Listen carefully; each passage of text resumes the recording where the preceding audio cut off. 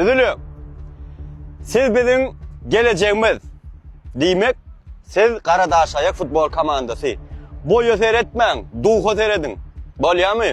Ondan şu top tegelikler. Dört burçya tikenekler, korkboller şunu seyredin ne ista bolun o.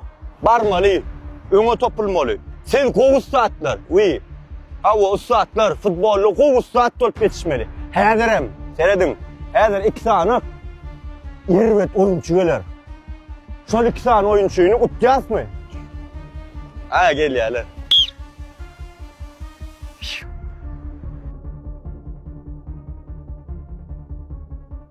Alo. Vay. Atam nerede? Gelin oğlunlar. Karadağ Ayak topu. Gel. Bunlara da ödeşiniz. Eydir aydınım. İkilik mi? Allah! Size bu taraf bina doğru mu? Hava. Ha çağır deyip oğlum geçen okma. Atam по-любому сейчас.